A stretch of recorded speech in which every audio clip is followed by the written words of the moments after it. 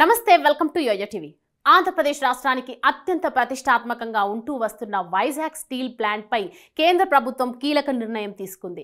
ఇప్పటికే ఈ ఉక్కు ఫ్యాక్టరీ ప్రైవేటీకరణ వ్యవహారం రెండు తెలుగు రాష్ట్రాల్లో రాజకీయంగా కూడా చర్చనీయాంశమైన ప్రస్తుత పరిస్థితుల్లో కేంద్రం మరో అడుగు ముందుకు వేసింది. ప్రైవేటీకరణకు రంగం సిద్ధం చేసింది. విశాఖపట్నం ఉక్కు కర్మాగారాన్ని 100% మేర ప్రైవేటీకరించి తీరుతామంటూ గతంలో కేంద్ర ప్రభుత్వం పలుమార్లు స్పష్టం చేసింది. దాన్ని విక్రయించే దిశగా అడుగులు వేసింది కూడా.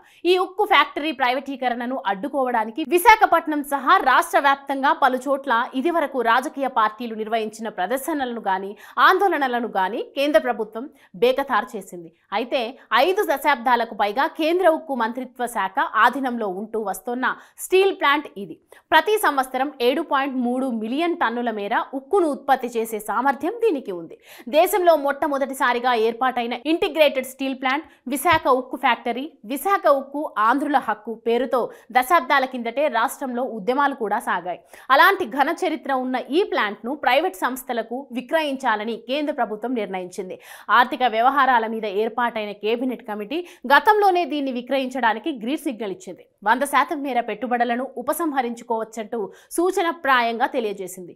ఈ మేరకు కేంద్ర ఆర్థిక శాఖ ఉక్కు మంత్రిత్వ శాఖలకు నివేదికలను అందజేసింది. కేబినెట్ కమిటీ నివేదిక ఇచ్చిన అనంతరం కేంద్ర ప్రభుత్వం మరిన్ని కీలక నిర్ణయాలను తీసుకుంది. విశాఖపట్నం స్టీల్ ఫ్యాక్టరీలో సబ్సిడరీస్ లేదా జాయింట్ వెంచర్స్ ఉంటే వాటిని కూడా వెనక్కి తీసుకుంటామని స్పష్టం చేసింది. 2003లో కేంద్ర సర్కార్ ఎక్స్ప్రెస్ ఆఫ్ ఇంట్రెస్ట్ బిడ్స్ ను సైతం ఆహ్వానించింది. ప్రైవేటీకరణ చర్యలను అప్పటి ముఖ్యమంత్రి వైఎస్ జగన్మోహన్ రెడ్డి విజయవంతంగా అడ్డుకుంది.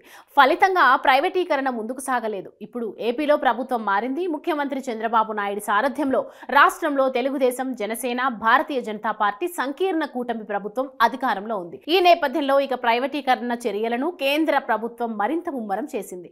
దూకుడు పెంచింది. చంద్రబాబు సైతం స్టీల్ ప్లాంట్ అమ్మకానికే మొగ్గు చూపుతున్నట్లు తెలుస్తోంది. ఇందులో భాగంగా కేంద్ర ఉక్కు శాఖ మంత్రి హెచ్డి కుమారస్వామి విశాఖపట్నంలో పర్యటిస్తున్నారు. Visakhapatnam steel plant guest house లో బస చేయనున్నారు. గురువారం విశాఖ స్టీల్ ప్లాంట్ కార్యకలాపాలపై సమీక్ష నిర్వహించనున్నారు. సంబంధిత అధికారులు ఇందులో పాల్గొననున్నారు. ఇదంతా చూస్తుంటే స్టీల్ ప్లాంట్ ప్రైవేటీకరణ ఖాయంగా కనిపిస్తోంది.